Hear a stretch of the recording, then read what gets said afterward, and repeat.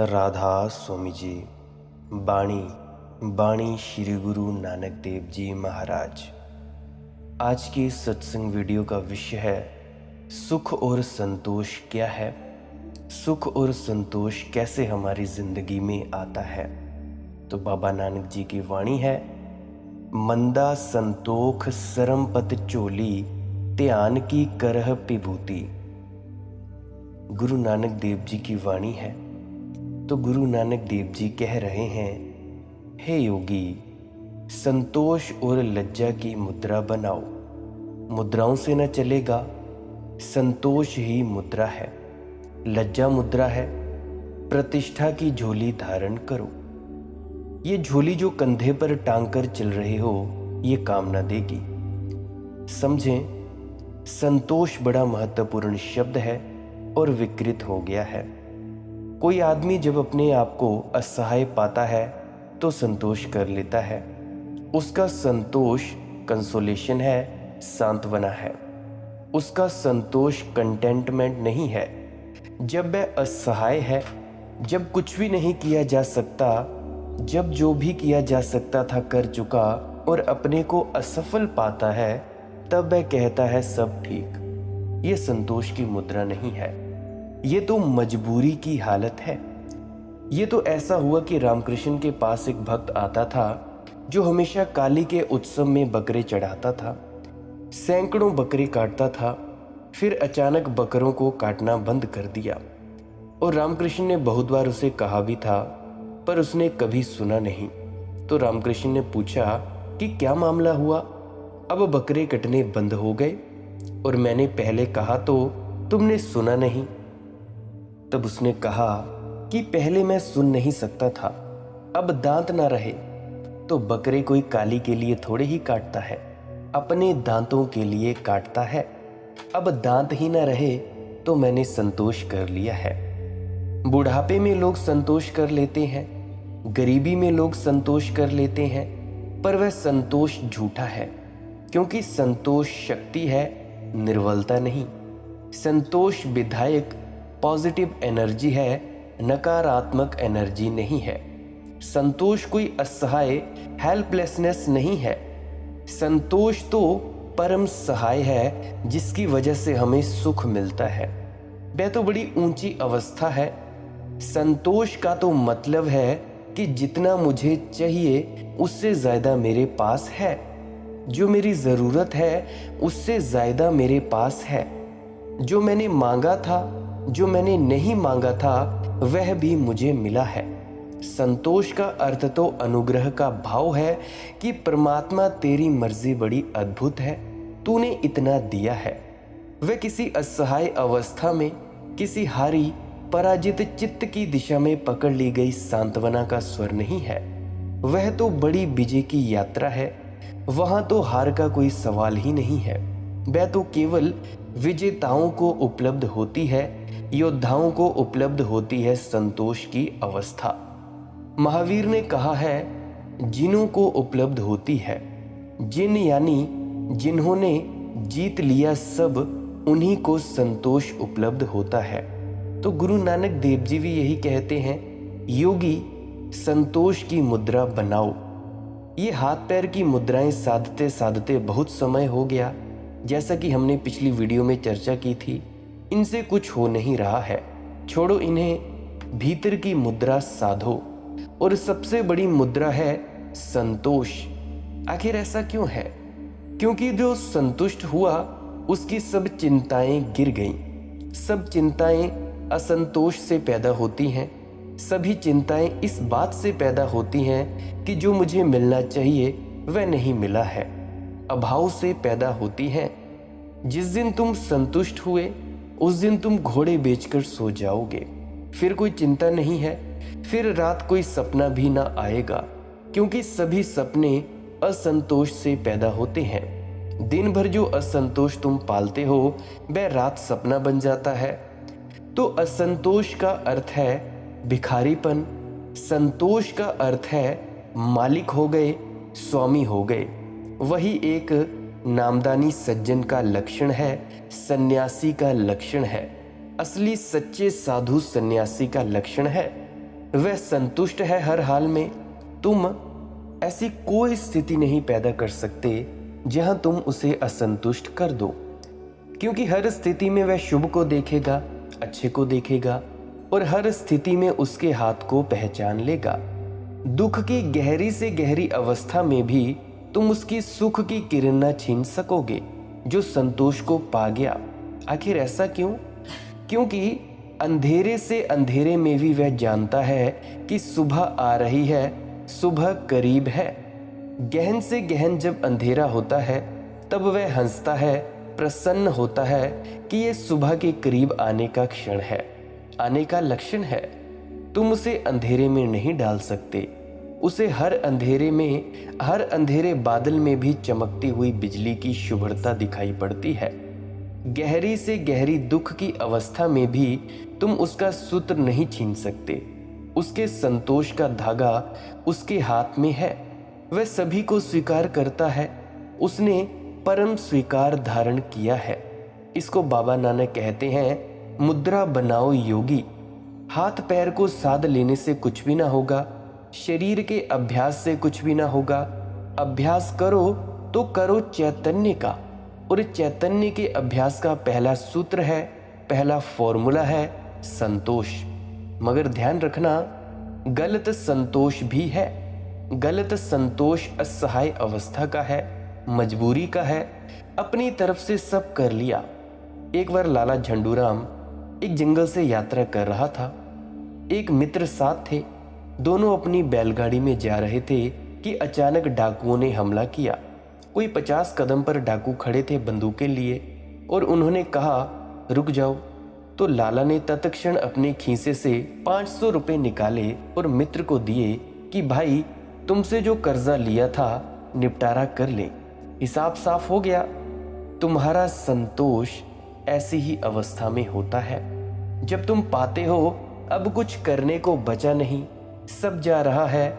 जब जा ही चुका होता है तभी तुम छोड़ते हो। असल में तुम छोड़ते नहीं, तुमसे छीना जाता है। और जब तुमसे छीना जाता है तब कैसा संतोष? जो छोड़ता है वह संतुष्ट हो सकता है, जिससे छीना जाता है वह ऊपर से कितनी ही मुद्राएं साधे, भीतर तो असंतोष है। वह ऊपर से कितना ही कहे सब ठीक है, लेकिन उसके सब ठीक में भी तुम स्वर को सुन लोगे कि वह कह रहा है कुछ भी ठीक नहीं है।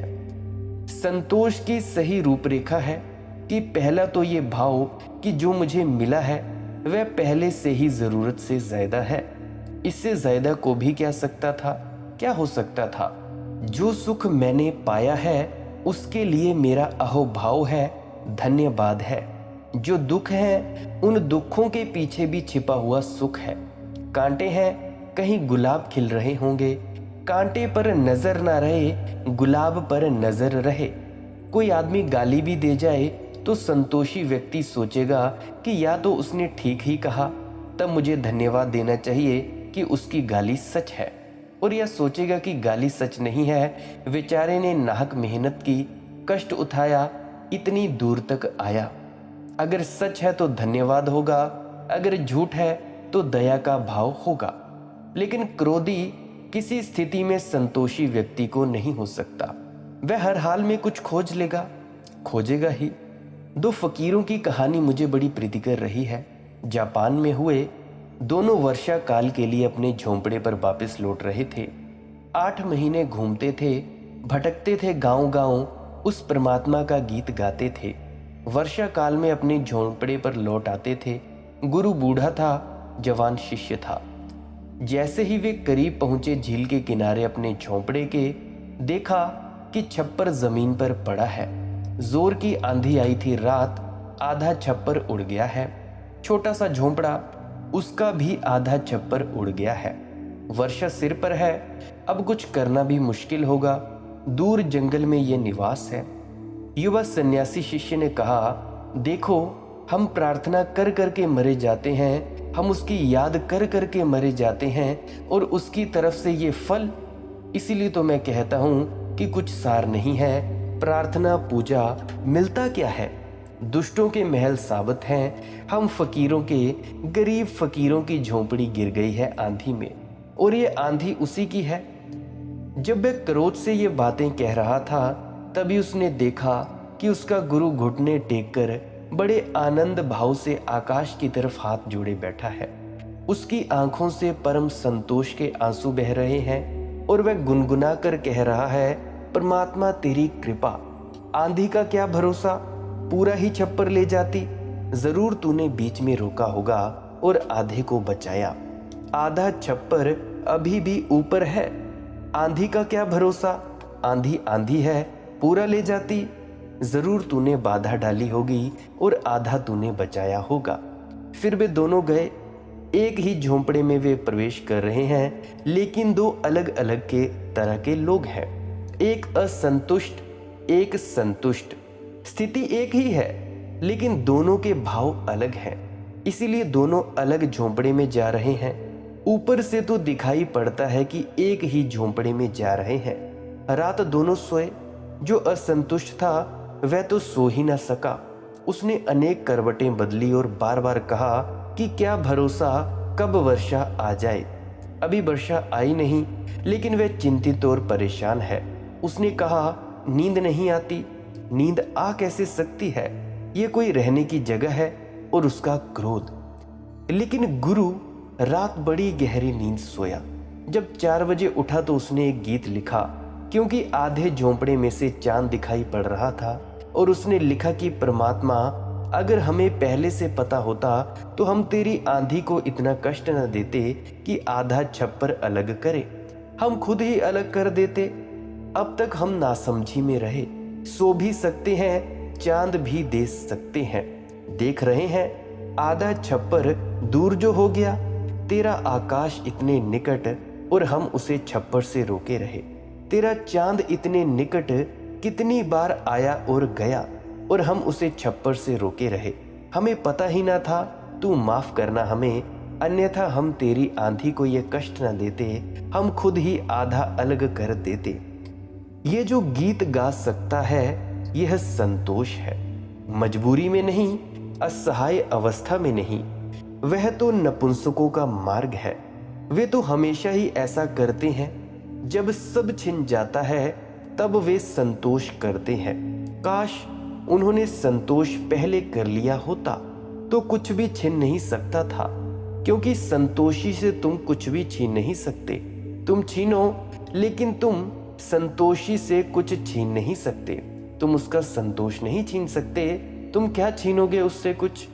तुम उससे सब छीन लोगे, लेकिन संतोषी वही रहेगा जहां था, क्योंकि उसकी संपदा भीतरी है। तो बाबा नानक कहते हैं, संतोष की मुद्रा बनाओ, लज्जा की मुद्रा बना योगी, प्रतिष्ठा की झोली बना। वे भीतर के संकेत दे रहे हैं। असल में गोरखनाथ ने भी वही कहा था। बाहर के संकेत भीतर की याददाश्त के लिए थे। भीतर की बात तो भूल गई। कमीज में लगी गांठ हाथ में रह गई। जैसा कि मैंने पिछली वीडियो में कहा था, ये भूल ही गए कि बाजार लेने क्या आए थे। ये भी भूल गए कि गांठ किस लिए लगाई थी, कि बाजार में कुछ याद रखना है। बस गांठ हाथ रह गई। अब गांठ को ढो रहे हैं। गांठ अपने आप में बोझ है। लज्जा शब्द को समझने की कोशिश करते हैं हम अब, क्योंकि शब्द बहुत गहरा है और बहुत पूर्वीय है। पश्चिम की भाषाओं में ऐसा कोई शब्द नहीं है, क्योंकि लज्जा एक पूर्व की अपनी अनूठी खोज है। लज्जा को हमने लज्जा को अस्त्रैण व्यक्तित्व की आखिरी परम अवस्था माना है। वैश्य को हम निर्लज्ज कहते हैं, क्योंकि वह शरीर को बेच रही है। शरीर को बेचना निर्लज्ज दशा है, क्योंकि शरीर परमात्मा का मंदिर है, बेचने के लिए नहीं है। ये तो आराधना के लिए है। ये ठीकरों के लिए गंवाने के लिए नहीं है। ये तो परम धन के पाने की सीढ़ी है।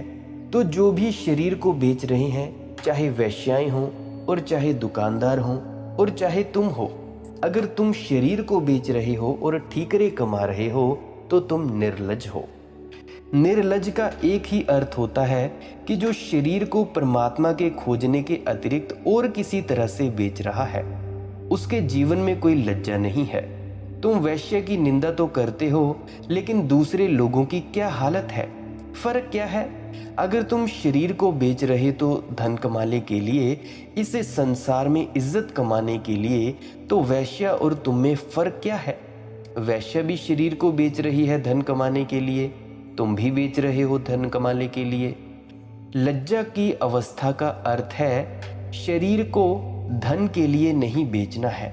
वह परमात्मा का मंदिर है, उसमें परमात्मा कभी अतिथि बनेगा। उसे परमात्मा के लिए प्रतीक्षा सिखानी है, और वह प्रतीक्षा निश्चित ही वैसी ही होगी जैसी प्रेयसी अपने प्रेमी के लिए करती है। और जब प्रेमी पास आता है तो प्रेयसी घूंघट डाल लेती है, छिपती है, प्रेमी के सामने अपने को प्रकट नहीं करती, क्योंकि प्रकट करना तो निर्लज्ज अवस्था है। छिपाती है, अवकुंठित होती है, प्रेमी के लिए प्रतीक्षा करती है, प्रेमी को निमंत्रण भेजती है। जब प्रेमी पास आता है तो अपने को छिपाती है, क्योंकि प्रेमी के सामने प्रकट करना तो अहंकार होगा। सब प्रकट करने की इच्छा अहंकार है। परमात्मा के सामने क्या तुम अपने को प्रकट करना चाहोगे? तुम परमात्मा के सामने तो छिप जाओगे, जमीन में गड़ जाओगे। तुम तो परमात्मा के सामने घूंघटों में छिप जाओगे। परमात्मा के सामने अपने को प्रकट करने का भाव तो अहंकार है। वहां तो तुम प्रेयसी की भांति जाओगे, पंडित की भांति नहीं। वहां तो तुम ऐसे जाओगे कि पद चाप भी पता ना चले। वहां तो तुम छुपे छुपे जाओगे, क्योंकि तुम्हारे पास है क्या जो दिखाएं? लज्जा का अर्थ है क्या? लज्जा का अर्थ है क्या हमारे पास जो दिखाएं? कुछ भी तो नहीं है दिखाने के लिए, इसीलिए छिपाते हैं। इसीलिए भारत में जो स्त्री का परम गुण हमने माना है वह लज्जा है। इसीलिए भारत की स्त्रियों में जो एक ग्रेस, एक प्रसाद मिल सकता है, वह पश्चिम की स्त्रियों में नहीं मिल सकता, क्योंकि पश्चिम की स्त्री को कभी लज्जा सिखाई नहीं गई। लज्जा दुर्गुण मालूम होती है। उसे दिखाना है, प्रदर्शन करना है, उसे बताना है, उसे आकर्षित करना है बताकर, जैसे बाजार में खड़ी है। आजकल तो हिंदुस्तान की लड़कियां भी ऐसे ही कर रही हैं। पूर्व में हमने स्त्री को लज्जा सिखाई है, छिपाना है, इससे घूंघट विकसित हुआ। घूंघट लज्जा का हिस्सा था, फिर घूंघट खो गया, और जैसे ही घूंघट खोया तो लज्जा भी खोने लगी, क्योंकि घूंघट लज्जा का हिस्सा था, वह उसका ब्रह्म अंग था। अब हमारी स्त्री भी प्रकट करके घूम रही है। वह चाहती है लोग देखें, सज संवर कर घूम रही है। और जब तुम सज संवर कर घूम रहे हो, लोग देखें, ये भीतर आकांक्षा है तुम्हारे अंदर, तो तुम बाजार में खड़े हो गए।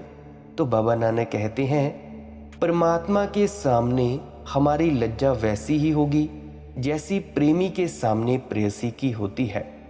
वह अपने को छिपाएगी। दिखाने योग्य क्या है, इसीलिए लज्जा। बताने योग्य क्या है, इसीलिए लज्जा, इसीलिए घूंघट है।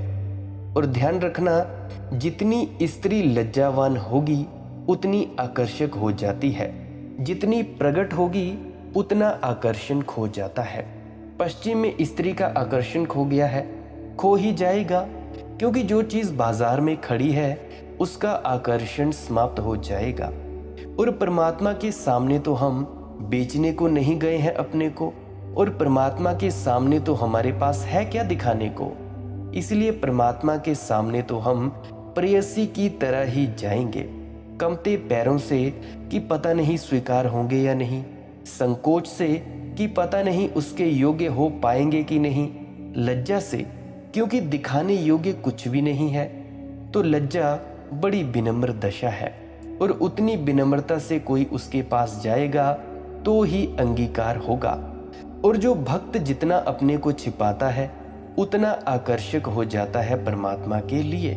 और जो भक्त अपने को जितना खोलता है और ढोल पीटता है कि देखो मैं पूजा कर रहा हूँ, देखो मैं भजन कर रहा हूँ, मैं प्रार्थना कर रहा हूँ, मैं डेरों में जा रहा हूँ, मैं सत्संग सेंटरों में जा रहा हूँ, कि देखो मैंने कितने जप तप किए, वह उतना ही दूर हो जाता है, क्योंकि ये कोई अहंकार नहीं है।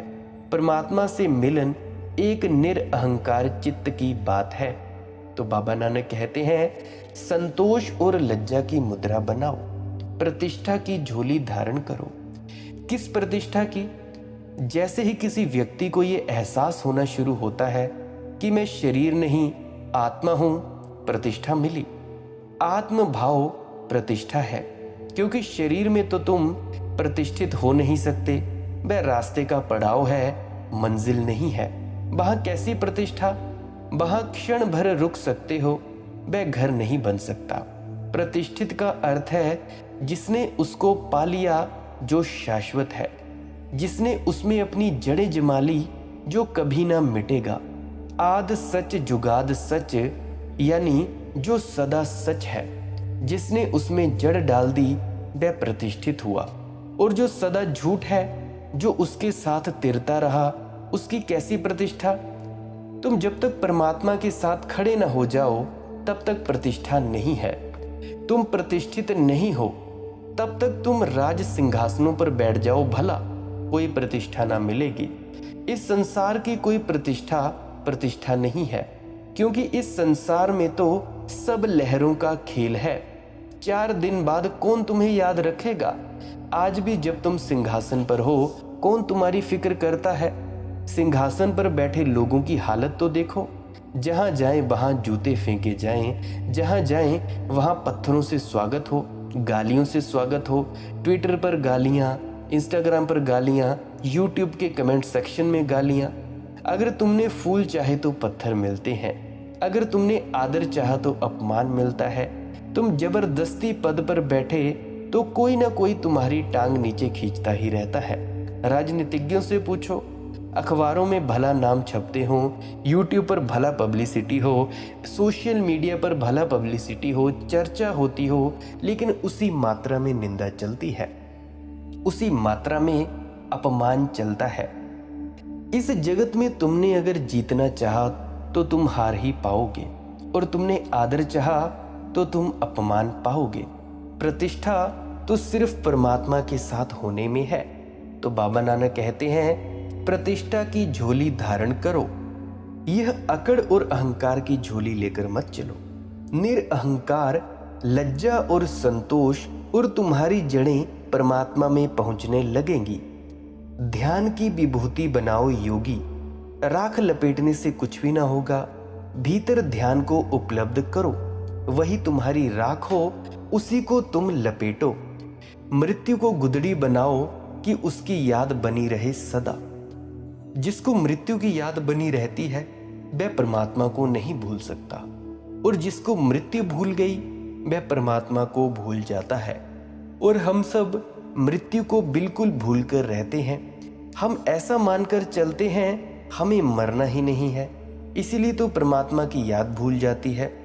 बाबा नानक कहते हैं, मृत्यु को गुदड़ी बनाओ योगी, काया को कुमारी। नाथ संप्रदाय और तांत्रिकों के बहुत से संप्रदाय हैं जो साधना के लिए किसी कुंवारी स्त्री को खोजते हैं, क्योंकि कुंवारी स्त्री से विशेष तंत्रिक संभोग के माध्यम से ध्यान की उपलब्धि हो सकती है। ये बात ठीक है, ये हो सकता है तंत्र ने उसका मार्ग खोजा है, लेकिन आदमी तो बेईमान है। तंत्र के नाम पर हजारों योगी और तांत्रिक कुंवारियों को ले लेकर घूम रहे थे।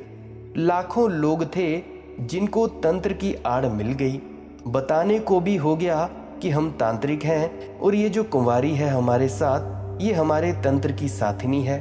और इस नाम से बहुत व्यभिचार चला। बौद्ध उखड़े इस व्यभिचार के कारण, नाथ संप्रदाय मिटा इस व्यभिचार के कारण, और तांत्रिकों की एक बड़ी महत्वपूर्ण परंपरा बिल्कुल खो गई इस व्यभिचार के कारण। आदमी तो बड़ा होशियार है, वह हर चीज में आड़ खोज लेता है। उसने देखा कि ये तो बड़ी गहरी आड़ मिल गई कि हम तंत्र के साधक हैं, तो हम किसी भी कुंवारी स्त्री को लेकर साथ चल सकते हैं। तो बाबा नानक कहते हैं, काया की कुंवारी बनाओ हे योगी। बाबा नानक बड़ी महत्वपूर्ण बात यहाँ कह रहे हैं, और वह तंत्र की ही गहरे से गहरा सूत्र है। वह यह है कि तुम्हारी काया ही तुम्हारी साथिनी बन जाए, और तुम्हारी आत्मा पुरुष हो और तुम्हारी काया कुमारी हो। इन दोनों के बीच भी संभोग हो सकता है, और वह जो संभोग है वह परम संभोग है। उससे ही कोई मुक्ति को उपलब्ध होगा, तंत्र का भी सूत्र तो यही था कि बाहर की कुंवारी तो केवल सहारा है, उस सहारे से धीरे धीरे तुम्हें भीतर की कुंवारी को खोज लेना है। हर पुरुष के भीतर स्त्री छिपी है, हर स्त्री के भीतर छिपा पुरुष है। और जब तुम्हारे दोनों स्त्री पुरुष का भीतर मिलन होता है तो समाधि की आखिरी अवस्था फलित होती है। अब आधुनिक मनोविज्ञान भी इसे स्वीकार कर रहा है कि आदमी बाइसेक्सुअल है, होगा भी, क्योंकि हरेक का जन्म माँ और बाप के मिलन से हुआ है। तो तुम्हारे भीतर माँ का एक हिस्सा है और बाप का भी हिस्सा है। तुम्हारे भीतर स्त्री भी है, पुरुष भी है। और अगर दोनों ऊर्जाएं भीतर मिल जाएं तो बाहर का संभोग तो क्षण भर का है, यह संभोग शाश्वत हो सकता है। तो बाबा नानक तंत्र की बड़ी गहरी बात कह रहे हैं। वे कह रहे हैं, योगी काया की कुंवारी बनाओ, प्रतीति को युक्ति का डंडा बनाओ, सारी जमात को एक समझना ही नाथ पंथ है, मन को जीतना ही जगत का जीतना है। यदि प्रणाम ही करना हो उसको ही प्रणाम करो। वह आदि है, शुद्ध है, अनादि है, अनाहद है और युग युग से एक ही वेश वाला है। कह रहे हैं बाबा नानक, मंदा संतोख सरमपत चोली, ध्यान की करह विभूति, किंथा काल कुआरी काया, जुगत डंडा प्रतीति, आई पंथ सगल जमात मन जीते जग जीत, आदेश तिस्सै आदेश, आद अनिल अनाद अनाहत, जुग जुग एक वेश। जो सदा एक ही वेश में है, जो सदा एक सा है, उसको ही प्रणाम करो। किसी और को प्रणाम करने से कुछ भी नहीं होगा। मंदिरों में मस्जिदों में कितने ही प्रणाम करो, लेकिन अगर प्रणाम उस एक की तरह ही नहीं किए जा रहे हैं तो सब व्यर्थ है। कहीं भी प्रणाम करो, झुको, प्रणाम उसी का हो, वह याद बनी रहे। इसे थोड़ा ख्याल में रखना। जब गुरु को भी प्रणाम करो तब भी ध्यान रखना कि गुरु के माध्यम से प्रणाम उसी को हो। आदेश तिस्सै आदेश। मंदिर की मूर्ति के सामने झुको तो भी याद रखना कि प्रणाम उसी को हो, उसी को प्रणाम। तो फिर मूर्ति भी सहयोगी है, फिर गुरु भी सहयोगी है। अन्यथा मूर्ति भी खतरा है, गुरु भी खतरा है। अगर प्रणाम उसको ही नहीं है तो जिसको भी तुम प्रणाम करोगे वहीं बंधन पैदा हो जाएगा, वहीं रुकावट खड़ी हो जाएगी। और अगर उसको ही प्रणाम करना तुम जान लोगे, तुम उसको प्रणाम करना जान जाओ तो हर पत्थर से द्वार है। क्योंकि प्रणाम है उसको, कहाँ से तुम कर रहे हो इसका क्या मतलब है। कहीं भी तुम झुको, मंदिर हो, गुरुद्वारा हो, चर्च हो, सत्संग सेंटरों हो या और भी कोई मंदिर खाना हो, पर एक बात ख्याल रहे, आदेश तिस्सै आदेश। प्रणाम उसको ही हो, उसको जो आदि है, शुद्ध है, अनादि है, अनाहत है, युग युग से एक ही वेश वाला है। कहते हैं, ज्ञान को भोग बनाओ योगी और दया को भंडारी। घट घट में जो अनाहत नाद बजता है उसे शंख बनाओ। वही नाथ है जिसमें सब नथे गुथे हैं। रिद्धि सिद्धि तो घटिया स्वाद है। संयोग और वियोग ये दोनों समस्त कार्य चलाते हैं और भाग्य लेख के मुताबिक अपना अपना दायित्व, अपना अपना प्राप्त होता है दायित्व। यदि प्रणाम ही करना हो तो उसको ही प्रणाम करो जो शाश्वत है। वह आदि है, शुद्ध है, अनादि है, अनाहद है और युग युग से एक ही वेश वाला है। ज्ञान को भोग बनाओ, दया को भंडारी। ज्ञान और दया, प्रज्ञा और करुणा दो पंख हैं। ज्ञान क्या है, दया क्या है, इसके बारे में चर्चा हम कल की वीडियो में करेंगे। अगर आप जी का कोई प्रश्न है तो विनती है कि टेलीग्राम पर सर्च करें मालिक की मौज सत्संग। वहाँ पे आप मुझे कुछ भी पूछ सकते हैं। अगर आप जी को कॉल पे बात करनी हो तो वहाँ पे मेरा नंबर मांग सकते हैं, मैं नंबर दे दूँगा। तो आप जी कॉल के माध्यम से भी मेरे साथ बात कर सकते हैं।